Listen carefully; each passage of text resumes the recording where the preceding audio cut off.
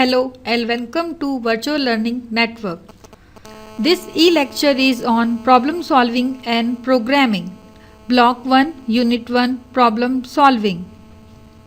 The topics we are going to cover are Introduction, Objectives, Problem Solving Techniques, Steps for Problem Solving, Using Computer as a Problem Solving Tool, Design of Algorithms, Definition, features of algorithm, criteria to be followed by an algorithm, top-down design, analysis of algorithm efficiency, analysis of algorithm complexity, flowcharts, symbols used of flowchart, examples of flowchart, and summary. So let's begin with the introduction. In this unit, we will discuss about the concepts of problem solving techniques, which is very important throughout the project life cycle, especially study, designing, development, testing and implementation stages. The problem solving is a skill and there are no universal approach to solving problems. These skills are recognized as an integral component of computer programming. Problem solving process requires problem anticipation, careful planning, proper thought process, logical precision, problem analysis, persistence and attention. We use all the points whenever we solve any problem. The problem should be anticipated in advance and properly defined. As we know, computer is a powerful tool for solving problems. A computer can't think on its own. When using the computer to solve a problem, you must specify the initial data, the operations which to be performed and what result you want for output. Move on next slide. The objectives. The objectives are apply problem solving techniques, define an algorithm and its features, describe the analysis of algorithm efficiency, design flowcharts. Move on next topic. Problem solving techniques. For solving any particular problem, these are techniques. First is problem solving phase. This is the first step in problem solving phase. We must emphasize what must be done rather than how is it to be done. Next is starting on a problem. When we understand a problem clearly, then we move on further step solving a problem. There are many different ways to solve a particular problem. We can say there may be several solutions. The best advice is not to get concerned with the details. Next is the use of specific examples. For solving a particular problem, we can make use of heuristics, that is the rule of thumb. This approach will allow us to start on the problem by picking a specific problem and try to find out the solution. This approach is very much easier. We can also create specific examples for solving a problem. Next is similarities among problems.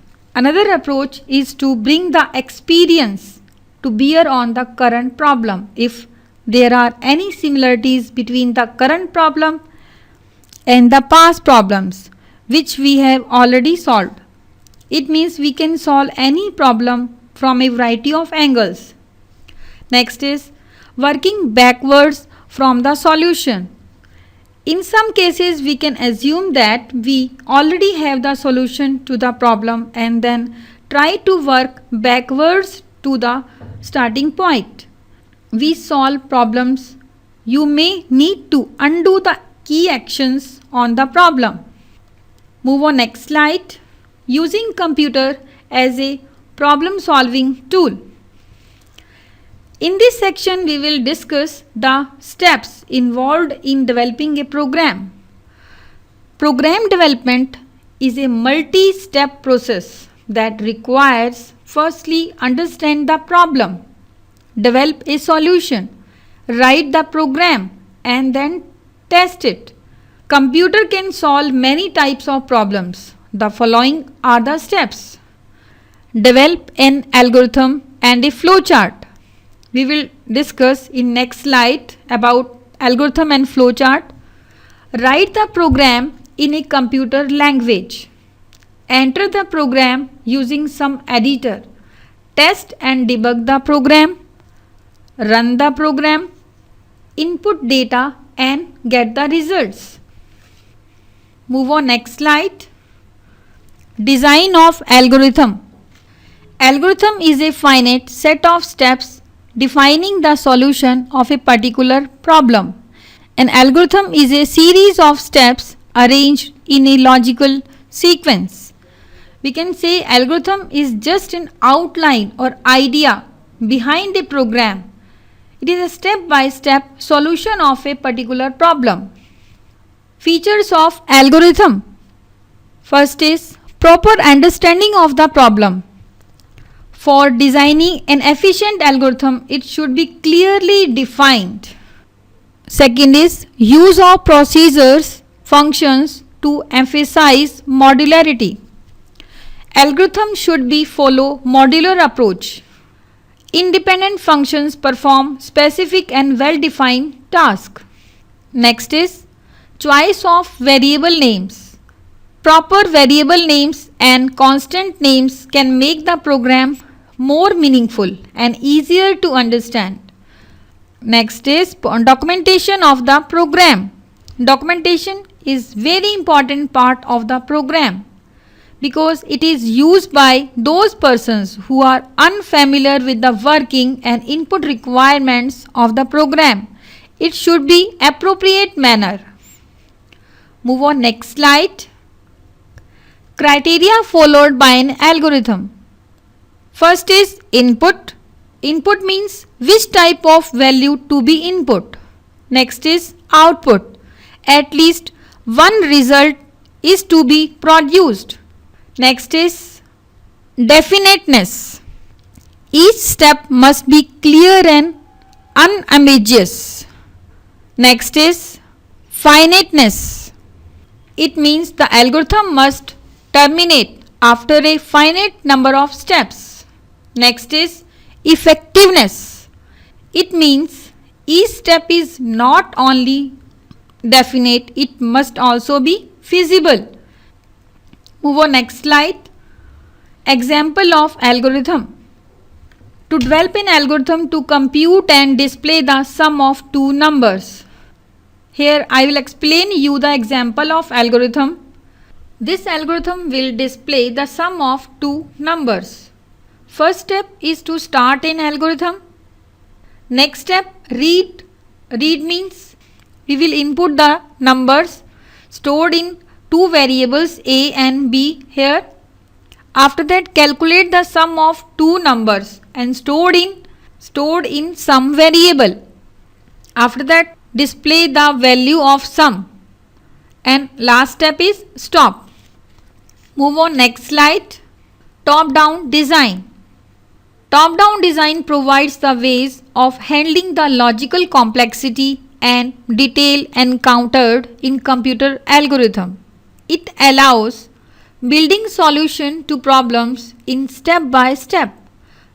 Top-down design taking the general statement about the solution one at a time and then breaking them down into a more precise sub-task and sub-problems. It means when we divide a problem in a small parts or modules, then we solve it step by step. This process is very easier to solve a problem. Whenever we want to change in any part of module, then we can change only that module. There is no need to go to another module. Next slide. Analysis of algorithm efficiency. Every algorithm uses some of the computer resources like central processing, time, and internal memory to complete its task. Analysis can be more reliable than experimentation. There can be many different solutions of a particular problem. We can predict the performance of a program before we take the time to write code. A careful analysis and comparison can help us to decide which one would be the best for our purpose. If we do the analysis first, we have time to discover, speed problems, and work around them. By analyzing an algorithm, we gain a better understanding of where the fast and slow parts are. Move on next slide. Analysis of algorithm complexity. Easily modifiable if necessary. They are easy, general, and powerful. They are correct for clearly defined solutions. Requires less computer time, storage, and peripherals. More economical. They are well documented, enough to be used by others who don't have a detailed knowledge of the inner working. They are able to be used as a sub-procedure for other problems. They are not dependable on being run on particular computer. They are easy, general, and powerful. Move on next slide. Flowchart. Flowchart is a graphical representation of an algorithm.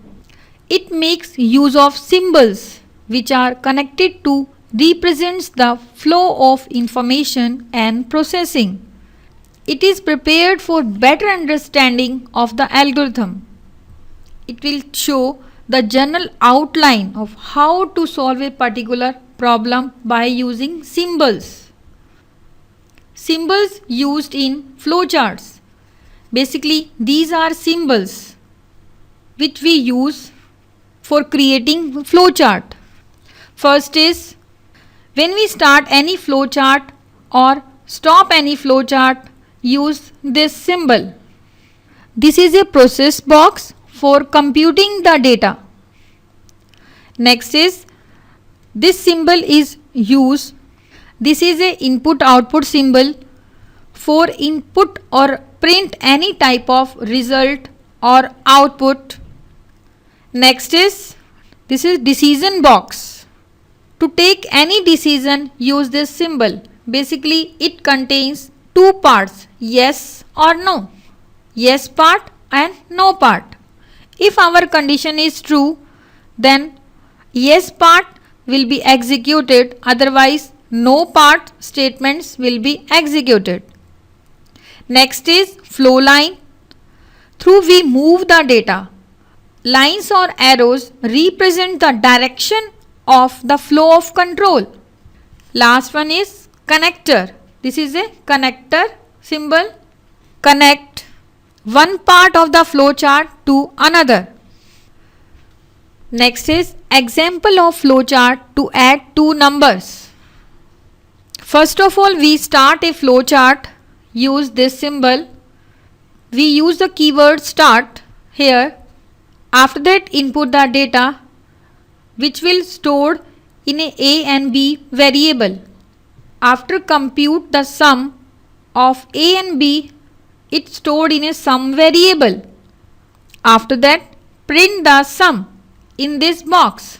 This is a input output box. And last, stop the flowchart. Okay. Another example of flowchart to print the sum of n numbers. In this flowchart, n numbers are there. It depends upon according to counter. Counter is 5. It means n will input 5 numbers. Here we start an algorithm sum and count. We store the value of sum equal to sum plus n. It means sum value is 0, 0 plus n. And suppose you have input here 5 numbers stored in some variable. Move on next slide. that is summary. To solve a problem, different problem solving tools are available that help in finding the solution to problem in an efficient and systematic way. Steps should be followed to solve the problem, that includes writing the algorithm and drawing the flowchart. Top-down design provides the way of handling the logical complexity and detail encountered in computer algorithm. It allows building solutions to problem in a stepwise fashion. Thank you.